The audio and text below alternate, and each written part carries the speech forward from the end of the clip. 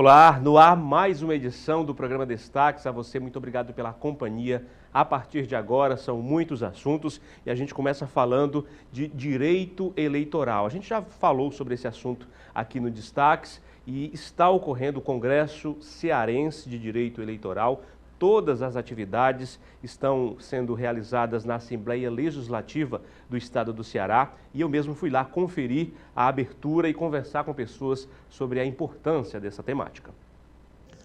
O Congresso está reunindo muitos especialistas na área. Essa é a 4ª edição e pretende trazer avanços para as eleições do próximo ano e fortalecimento às instituições e à democracia. Discutir política é sempre uma coisa muito boa, ela faz o desenvolvimento da democracia, encaminha o desenvolvimento da democracia.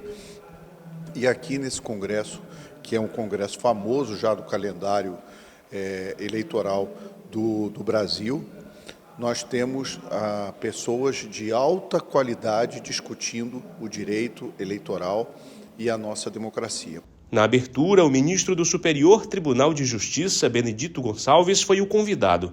Ele participou por videoconferência.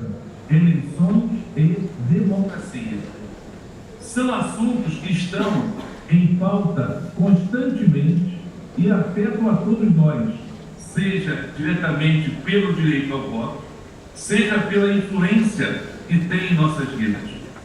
A democracia é um regime político que se baseia nos princípios de igualdade de direitos e participação do povo, de toda a sociedade, nas tomadas de decisão.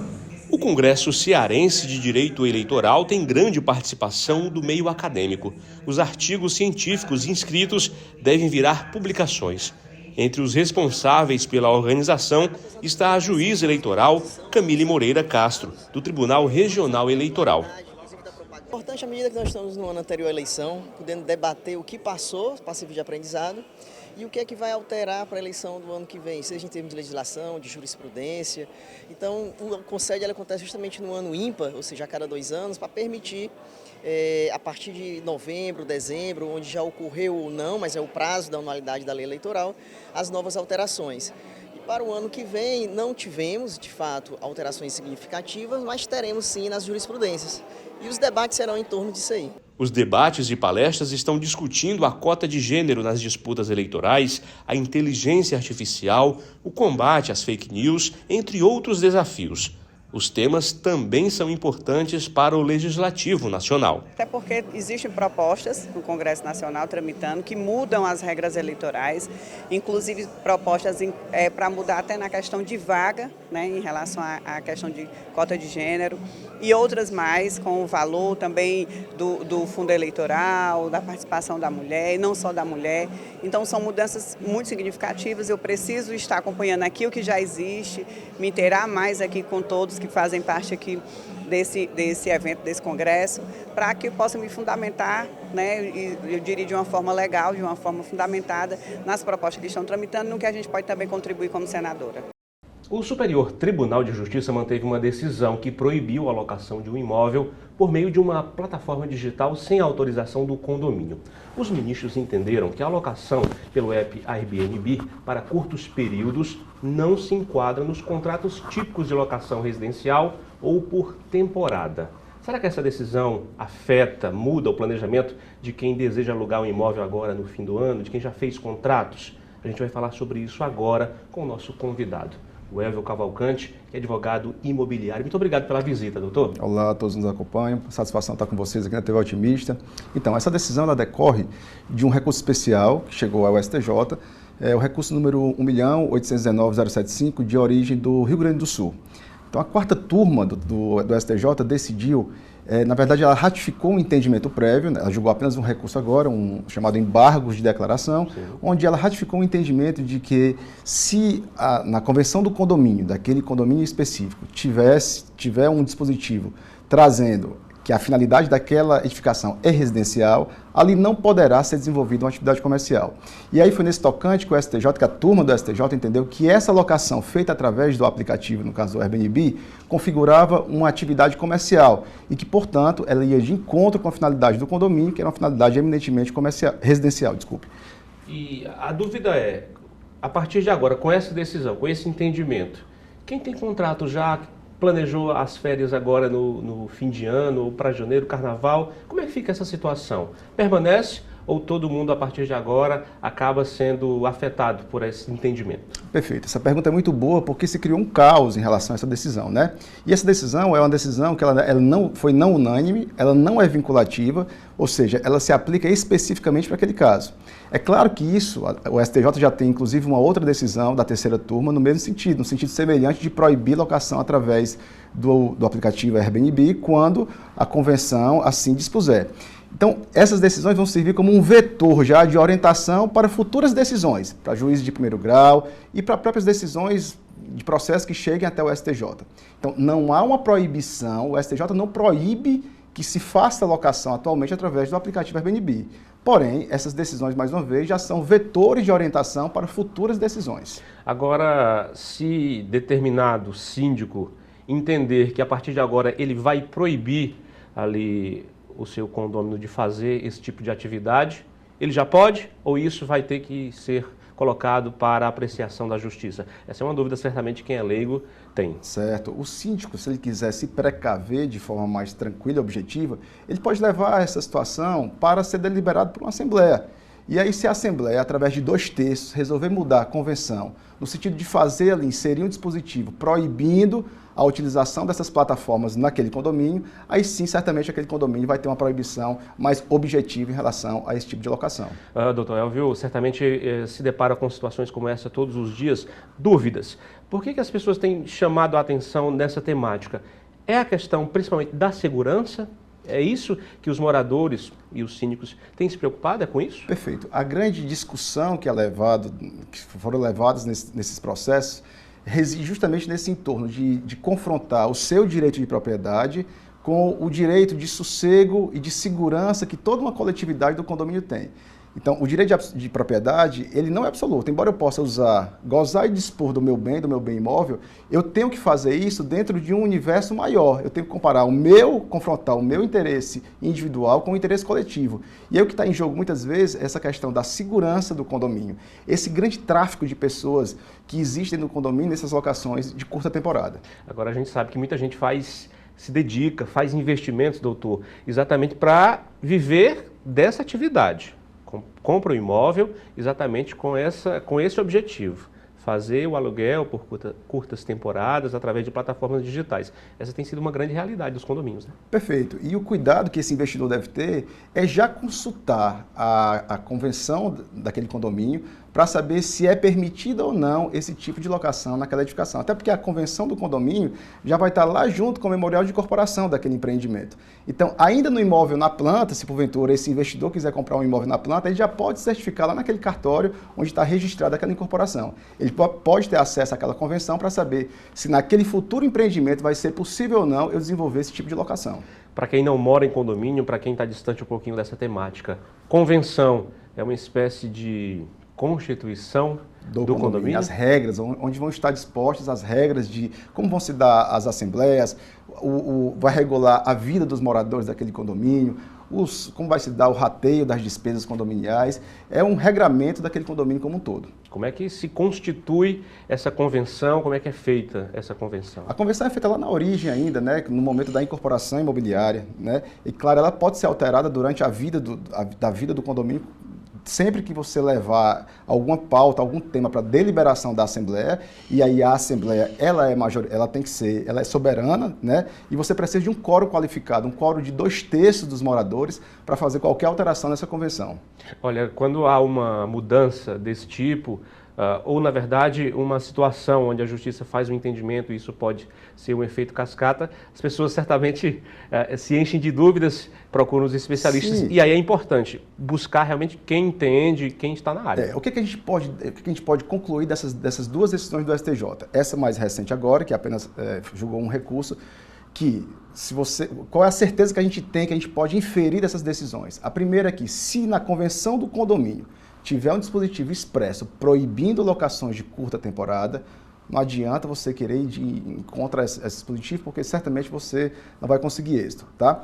E a segunda conclusão que a gente pode tirar é que, se esse condomínio for, de fato, para uma finalidade residencial e esse tipo de locação vier a configurar uma atividade comercial, eu também vou ter problema, tá certo? Eu não quero dizer com isso que qualquer locação pelo Airbnb vai se configurar numa atividade comercial. Não, mas esse tipo de locação que foi levado a esse processo do STJ, ele foi sim considerado uma atividade comercial porque era uma locação toda fracionada. Você alugava um quarto, você alugava uma sala daquele imóvel. Não é uma locação convencional que é prevista na lei do inquilinato, nem mesmo a locação por temporada que é prevista na lei do inquilinato, que é uma locação curta de até 90 dias, mas que eu faço para um inquilino definido, um inquilino específico. Nessas locações de aplicativo de Airbnb, geralmente se fraciona o imóvel. Então foi por isso que o STJ entendeu que esse tipo de locação não viria a configurar sim uma atividade comercial que destoava da finalidade daquele condomínio. Pronto, o doutor Elvio tranquilizou você que estava com esse planejamento. Agora, embora essa situação esteja dessa forma, não custa nada conversar com o locatário, ter um diálogo, tirar todas as dúvidas antes de fechar o acordo e ver qual é o regramento do seu condomínio, se no seu condomínio já tem esse dispositivo ou não na convenção. Mais uma vez, se tiver um dispositivo proibitivo de locações por curta temporada, é melhor não fazer. Olha, a gente agradece a visita, a presença e a disponibilidade de tirar essas dúvidas conosco, Dr. Elvio Cavalcante. Muito obrigado. Satisfação. Quem quiser encontrá-lo, tirar alguma dúvida que ainda tenha, como é que ele acha nas redes sociais? Pode me encontrar no meu Instagram, que é @Elvio Cavalcante, ou do meu escritório, que é SamirADV001. Ok, muito obrigado. Estou à disposição. Olha, a gente faz um rápido intervalo, tem muito mais assuntos aqui no programa de hoje. A gente volta já já, não sai daí.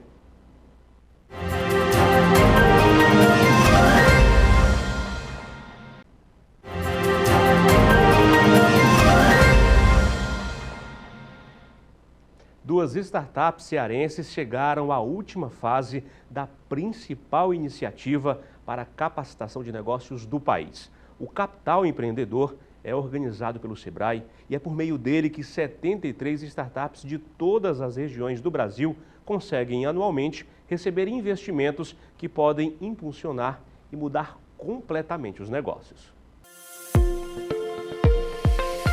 Empreendedor Otimista.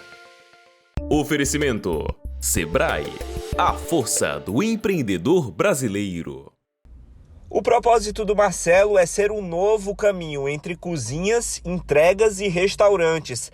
Já são 2 anos e meio de experiência nesse modelo de negócio. O empresário utiliza freezers compartilhados de alimentação para atender às necessidades coletivas de grupos de clientes. O pioneirismo concedeu a ele a oportunidade de participar do Capital Empreendedor em São Paulo. A gente entendeu que, querendo ou não, as pessoas têm 3 opções para se alimentar. Ou elas preparam em casa e alguém tem esse trabalho, ou elas vão em restaurantes, ou elas pedem delivery.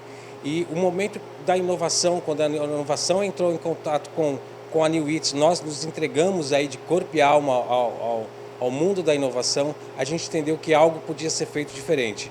E isso são os freezers compartilhados autônomos com mix algoritmizado, que é o nosso produto tecnológico, onde tem o nosso produto físico, da nossa Food Tech. Eles são estações autônomas que aceitam todas as formas de pagamento, ticket, vale-refeição, Pix e tudo mais, onde as pessoas manipulam o mix que tem lá dentro. Aquele mix ele não é escolhido pela New Eats. Os clientes escolhem que tipo de comida vai ter naquele ecossistema, seja onde elas moram, onde elas trabalham, e isso é a New Eats no dia de hoje. Para possuir todos esses equipamentos, Marcelo já investiu R$1.400.000. Só que as máquinas não trabalham sozinhas. Na verdade, o toque refinado nos temperos e o preço das refeições são os principais atrativos para os clientes. A comida ela é boa para o cliente pelo preço, pela solução, pelo mix. Ela é boa para a New Eats porque a gente consegue ter uma recorrência através de um preço bem bacana. Ela é boa para o condomínio porque o condomínio tem um comissionamento de cada uma das vendas. Ela é boa para a empresa porque a empresa tem com que o seu funcionário fique mais dentro do escritório, mitigando aí riscos de acidente de trabalho no período de almoço.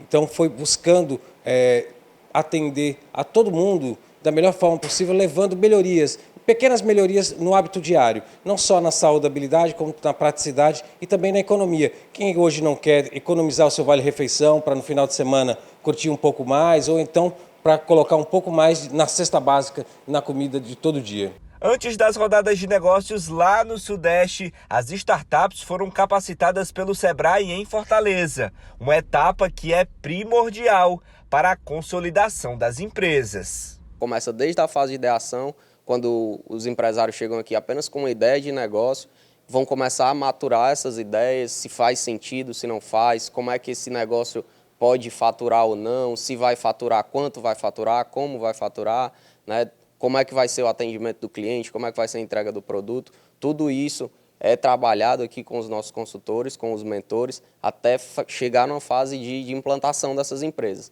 Após isso, essas empresas vão para o mercado, vão ser testadas, vão corrigir os erros, até chegar numa fase que realmente o produto já está mais refinado e aí sim elas estão prontas e capazes, por exemplo, de receber um investimento externo. De modo geral, o grande desafio das startups é conseguir parcerias que acreditem no potencial de reinvenção dos negócios. Esta aqui, por exemplo, aposta na ligação afetiva da alimentação para aumentar os investimentos e poder fidelizar os clientes. Comida do futuro é a comida do passado e isso é muito simples da gente explicar.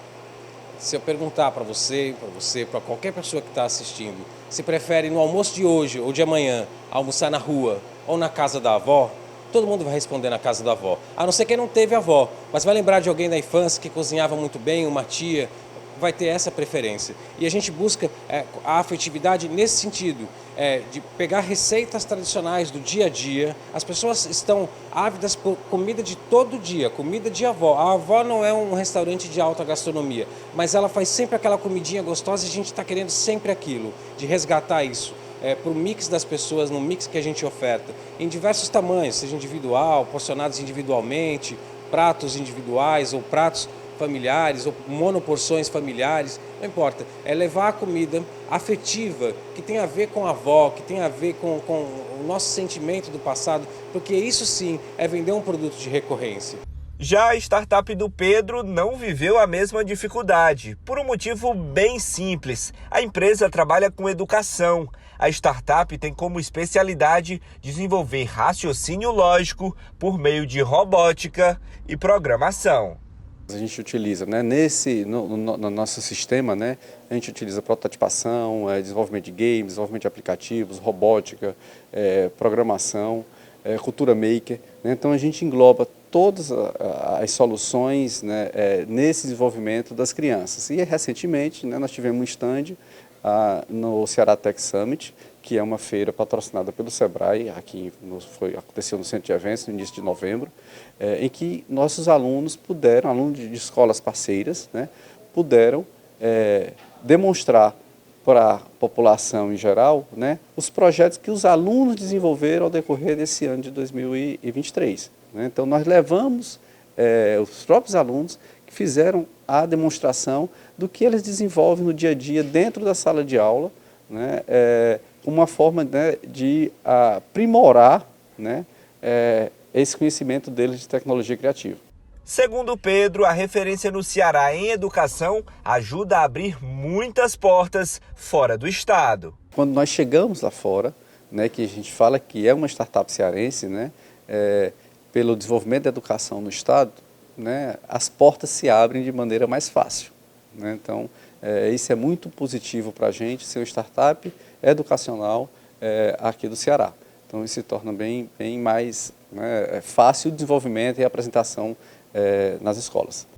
Além de comemorar o resultado cearense, o analista de inovação do Sebrae lembra que os investimentos conseguidos pelo capital empreendedor nos últimos anos foram muito expressivos e fundamentais para dezenas de startups. Ao longo dessas últimas 6 edições, o capital empreendedor já conseguiu investimento de cerca de 242 milhões de reais para empresas que participaram das rodadas de investimento.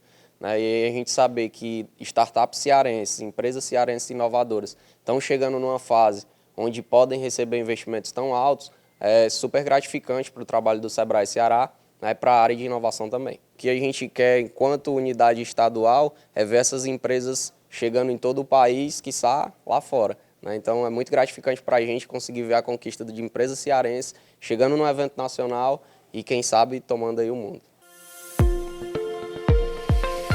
Empreendedor Otimista.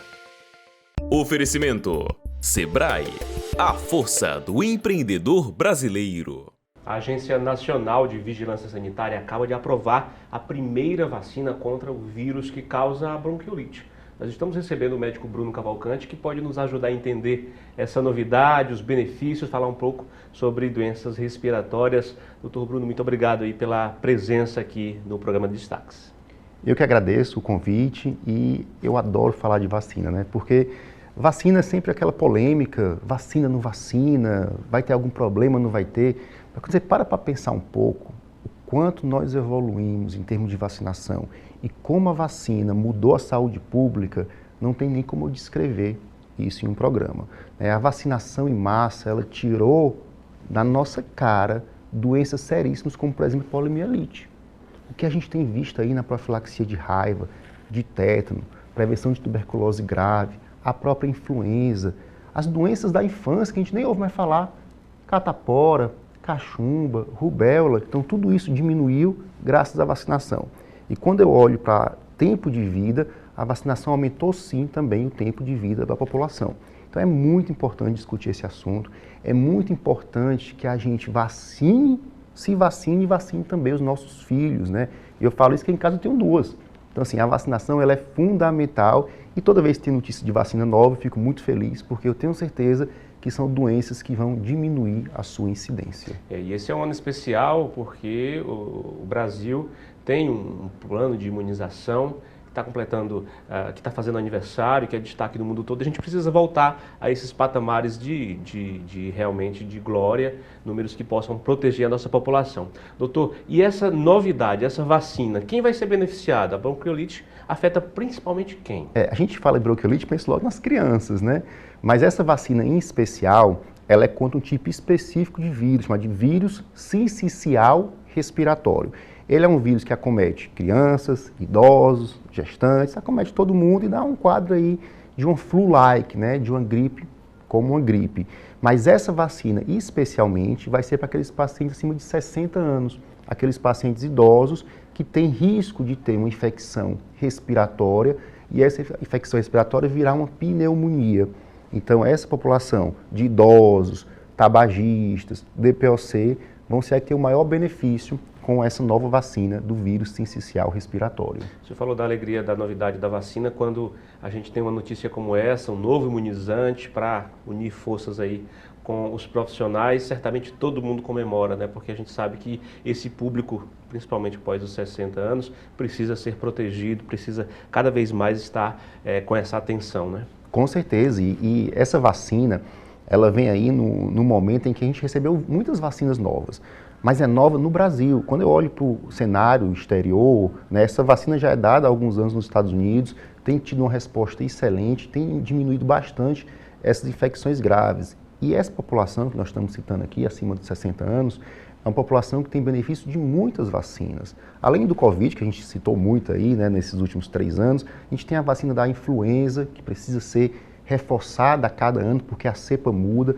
Eu tenho a vacina agora do zoster, né? Para quem não conhece, o herpes zoster é o cobreiro que a gente chama aqui no Ceará, e eu tenho vacina para evitar também esse tipo de doença que é tão debilitante. E agora eu ganho uma nova vacina para outro quadro pulmonar, que é do vírus sincicial respiratório. Então, todo mundo tem que realmente ficar muito feliz com a notícia como essa, porque são menos infecções, menos complicações e, com isso, menos procura a emergência e menos internação hospitalar. Doutor, normalmente há uma confusão, há uma dificuldade do diagnóstico inicial da bronquiolite.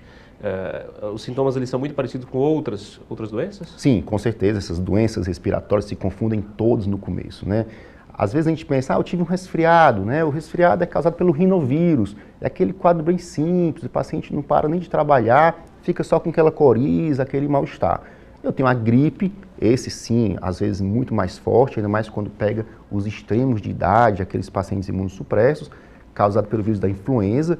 Esse vírus ele pode sim levar a um quadro mais grave, internação, às vezes até internação em terapia intensiva. E eu tenho um outro vírus aí, que é o que eu citei agora, que é o sincicial respiratório, que também pode levar a um quadro de bronquiolite, que no começo pode ser confundido com o coronavírus, com o da influenza e até com o quadro de pneumonia, por exemplo, atípica, como o micoplasma.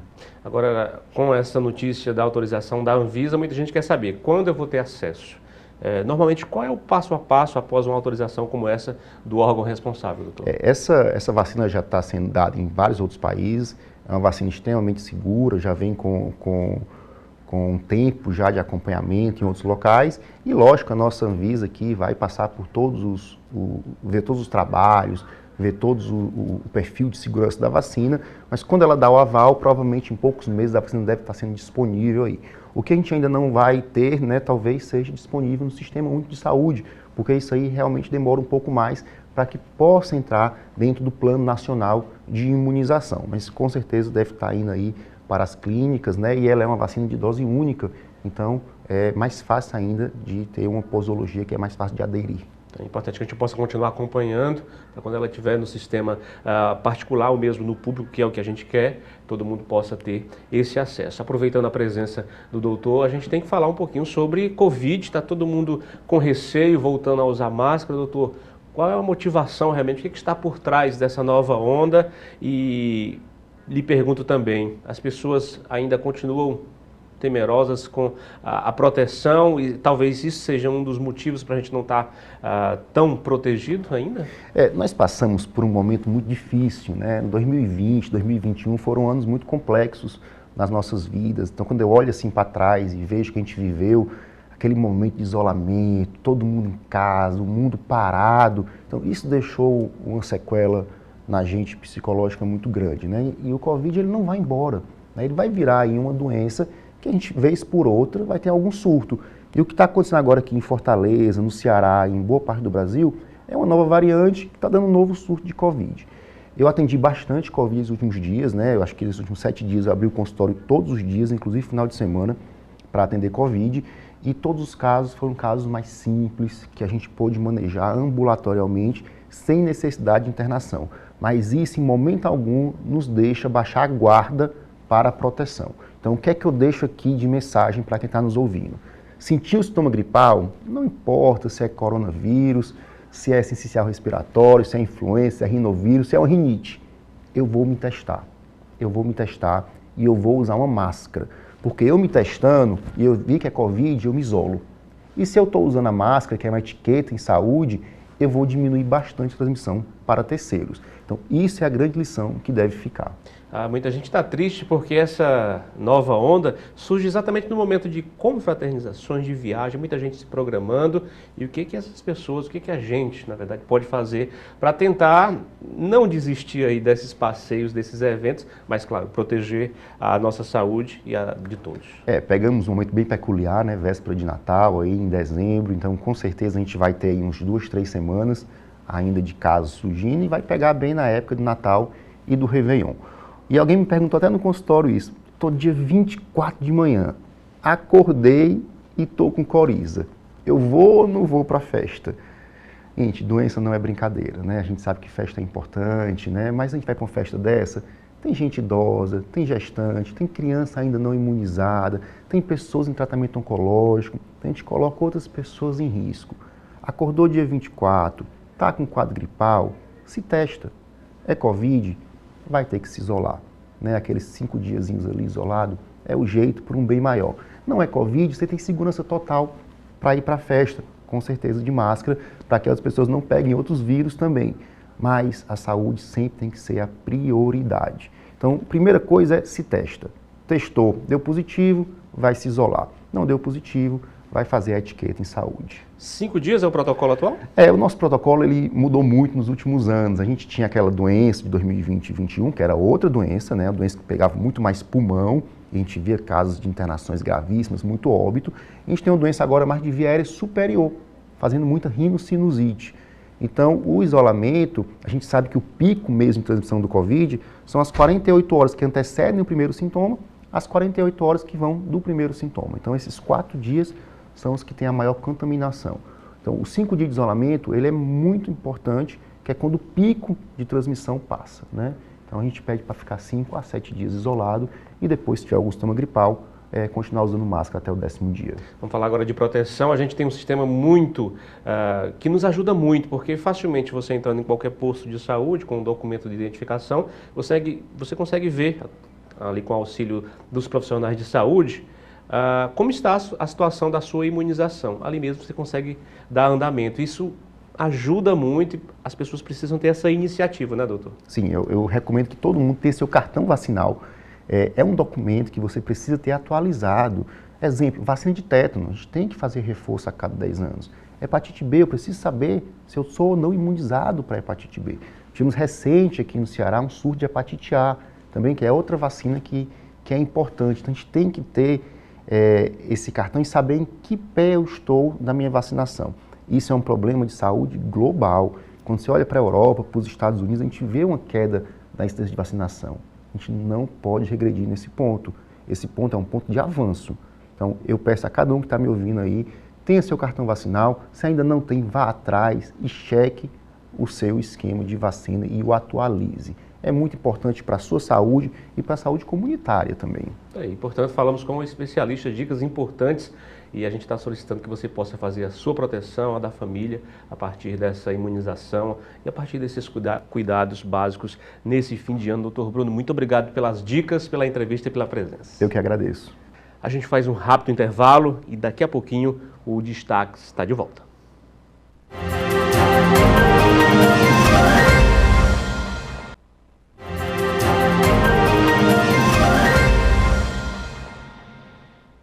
De volta para falar de solidariedade. O Lar Amigos de Jesus, que ajuda crianças e adolescentes em tratamento contra o câncer em Fortaleza, realizou um bazar para conseguir arrecadar fundos. O destaque está para o artesanato. Nossa equipe foi lá conferir o que aconteceu e também mostrar para você como continuar ajudando. Assim que soube da razão social da campanha, Cleia correu para cá. A aposentada comprou uma peça de centro de mesa no valor de R$30. Ela destaca que o mais importante é ajudar o próximo. É muito importante a gente colaborar, né, com as instituições, né, porque é um problema muito sério, né, e a gente tem que colaborar com nossos irmãos, né. O bazar reuniu artesãs que contribuem com a causa. Uma delas foi a Regina. Ela é voluntária do lar há 20 anos e é figura cativa na hora de ajudar no bazar.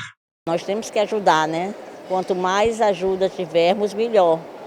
O lar precisa muito, porque as crianças do nosso Brasil precisam, principalmente do Norte e do Nordeste, pois a gente ajuda essas crianças que estão com câncer, que não têm condições de ficar numa cidade diferente que nós, Fortaleza, temos, e que essas crianças vêm para fazer cirurgia, fazer tratamento, e como não tem condições financeiras de pagar uma pousada, um hotel, uma coisa, o lar abriga essas crianças juntamente com seus pais que vêm, às vezes vem o pai, ainda vem os irmãos pequenos, porque quando a família é grande, aí vem os irmãos que ficam todos alojados lá, tem os quartos para eles, banheiro, tudo muito organizado.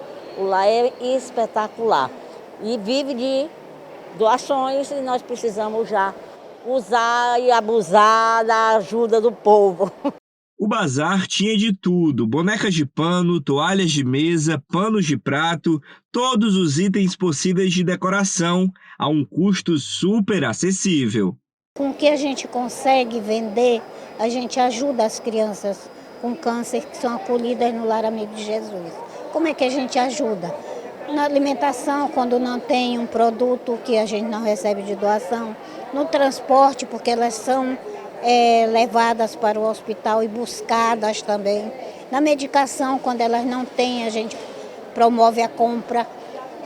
Funcionário, conserto de carros, agora no final do ano tem muita despesa, né? Então tudo isso é promovido por esses boa vontade da sociedade que nos ajudam e a gente consegue ajudar também as crianças. Outra função do bazar é ajudar as famílias atendidas pelo Lar Amigos de Jesus. Famílias que vêm de todos os lugares do Ceará e até de fora do estado. Por isso, todo o dinheiro arrecadado no bazar é revertido para manter essas famílias em Fortaleza. Isso porque o apoio familiar na luta contra o câncer é fundamental para o sucesso dos tratamentos. Quem não conseguiu participar do bazar em 2023 pode ajudar com doações em Pix ou ir até a sede do lar, no bairro Joaquim Távora. O que não vale é deixar de ser solidário. As crianças, elas já estão vulneráveis. E se a gente não as anima nessa data, nessas datas importantes, elas também vão ficando cada dia mais tristes e sem aquele acolhimento devido. Vamos falar de esporte, saúde? Dia 17 de dezembro tem a corrida 21K Terra da Luz, que vai unir o esporte e o turismo na nossa Fortaleza. Quase ou mais de 6.000 pessoas devem participar. Nós vamos saber os detalhes desses bastidores com o Fernando Elpidio, que é diretor e pensou, idealizou essa corrida. Ele está aqui conosco. Muito obrigado pela presença. Obrigado. A 21K Terra da Luz vai para a 5ª edição, a prova, né? Uma prova que nasceu em 2017, já com a chancela. Nós somos conhecidos como a Terra da Luz, né? Do José de Patrocínio, Dragão do Mar. E todo ano ela tem um tema, já homenageamos Estátua de Iracema, 180 anos do Dragão do Mar, Civilização do Couro, os 40 anos da Catedral de Fortaleza, e esse ano nós estamos com um tema bem diferente, que é Areias Coloridas, que é do nosso litoral.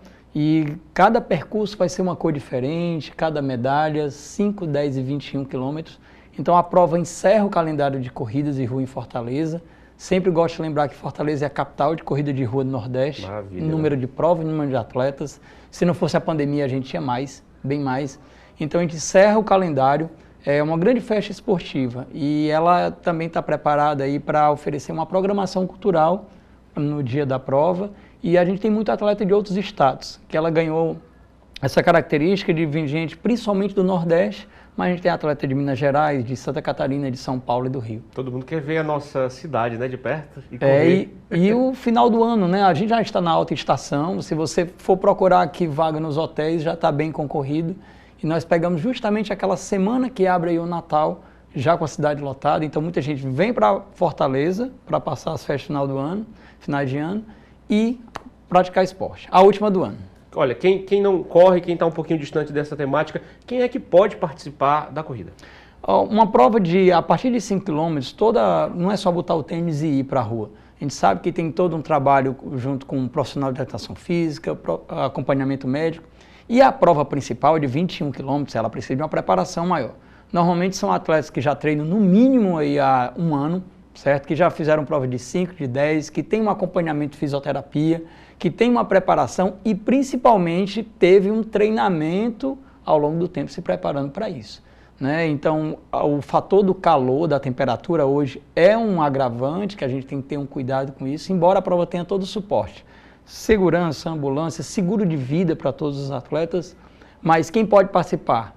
É recomendável, primeiro, que tenha avaliações com profissional de educação física, médica e que tenha uma rotina de treino. Então, todo mundo que está inscrito já participou de alguma prova alguma vez. Tá aí, maravilha. É importante que você que esteja curioso, esteja com vontade, siga essas dicas. Agora vamos falar do cenário, porque a gente tem um cenário especial, certamente isso é um dos atrativos da corrida, isso faz parte também do sucesso dessas edições. Por onde esses corredores vão passar, onde é a largada e o que a gente vai ver? Pronto, nossa largada vai ser na Via Paisagística, a nova Avenida Beira-Mar. Poucos fortalezenses sabem o nome onde é Via Paisagística, mas é aquele pedaço onde era o antigo boteco, que agora tem um grande largo.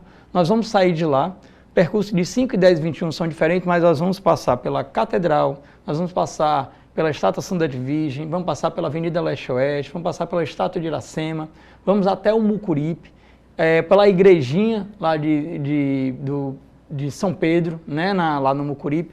Nós até na campanha nós colocamos uns vídeos para cada ponto histórico e turístico. Nós explicamos tudo, como é que nasceu, o que aconteceu. Então, é um passeio não só esportivo, mas pelos monumentos históricos de Fortaleza. Com esse cuidado que você tem de divulgar a história dos pontos por onde passarão ali os corredores, certamente a Corrida 21K, ela é uma contribuição a esse grande calendário de fim de ano de Fortaleza, que está se estruturando ao longo dos anos, e é um evento que tem que acontecer a partir desde da primeira edição, e vocês estão fortalecendo isso, né? Essa relação com a cidade. Isso. Se a gente puxar as mesmas maratonas pelo mundo, como a de Paris, a de Buenos Aires, elas escolhem um símbolo para isso, para a partir dele você viver aquela experiência. Lembrando que o atleta ele não vai só para a corrida. No dia anterior ele faz um passeio de catamarã, ele vai num restaurante, então ele usa o esporte. A esmagadora maioria são amadores. Então eles praticam para se divertir. Então antes, até brinca, no sábado à noite tem a noite das massas. Todo mundo come carboidrato bem muito para poder gastar no outro dia. Então vai para qual restaurante? Vai fazer passeio, vai para um cinema. Então a gente usa o esporte para promover a parte cultural e principalmente turística da cidade. Certamente todo mundo sai ganhando. E uma curiosidade, eu não pratico a corrida, mas quais são os grandes benefícios? Você que está há muitos anos nessa área pode afirmar. A gente sabe que além dessa confraternização, porque uma corrida como essa traz esse encontro dos amigos, dos parceiros, é um momento muito importante. Mas também a gente tem que falar de saúde, é um esporte completo, né? A corrida é a base de tudo. A Ayrton Senna era maratonista. Existem bailarinas que são corredores. A corrida é o exercício aeróbico. Eu não sou profissional de educação física, mas eu já treino há algum tempo, então ela é a base da esmagadora maioria dos esportes.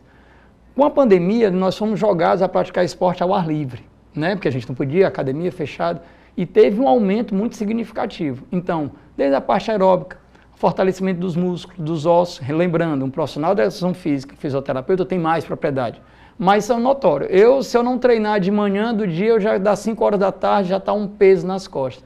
Ele limpa o corpo, a endorfina ajuda a gente até brinca, é a nossa cachaça, né, a corrida. Mas ela tem os benefícios tanto de sociabilização, fortalecimento do corpo, né, e condicionamento físico. E para, sem contar, tirar estresse, por aí vai. Maravilha. Portanto, Fernando, ainda dá tempo de se inscrever? Nós encerramos as inscrições no dia 23, porém, na entrega de kits nós teremos o lote extra. Por quê? Porque tem os reembolsos. Nós vamos ter uma carga aí de 200, 250, então quem não conseguiu fazer, lembrando, nós ficamos 4 meses de inscrições, foi muita gente, mas nos dias 15 e 16, na entrega de kits, nós disponibilizaremos os kits extras. Tá aí. Então, portanto, é importante que você possa acompanhar através das redes sociais, esses bastidores, ficar atento. A gente agradece, parabeniza pelo trabalho e deseja mais um sucesso aí na edição. Obrigado, e fica o convite para começar a correr. A Beira-Mar está aí. Antes de encerrar essa edição do Destaques, deixa eu te perguntar, você já deu uma olhada na decoração de Natal na Praça Portugal e no centro de Fortaleza? As árvores têm chamado a atenção do público pela beleza e pelos detalhes. A decoração é de responsabilidade da Câmara dos Dirigentes Lojistas de Fortaleza. Nós procuramos o presidente, Assis Cavalcante, para entender um pouco sobre o que foi pensado em toda essa decoração nessa época importante do ano. As árvores de Natal, do Natal de Luz da CDL de Fortaleza, estão um espetáculo. Esse tema das árvores que foi escolhido, que é o da vela, é um tema extraordinário, porque ele lembra o nosso bravo jangadeiro. Ela traz também uma peça na cor do sol nas primeiras horas, aquele amarelo que está lá.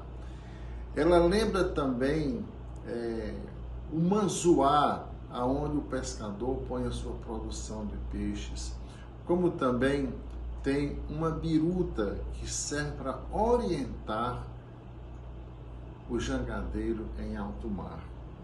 E no topo da árvore tem a estrela que guia também esses jangadeiros e que também guiou os reis magos ao encontro do menino Jesus. Então ela tem todo esse contexto, mas que embaixo dela tem exatamente um conjunto de velas, onde nós vamos encontrar o tema gratidão através da união, da irmandade e da aproximação entre as velas que lá estão. E a da Praça Portugal, com 36 metros de altura, de onde no topo emana uma música, e música essa que os estrobos, as lâmpadas, os refletores estão todos na sua cadência. E essa foi mais uma edição do Destaques. A você, muito obrigado pela companhia, pela audiência. A gente volta a se encontrar na próxima edição.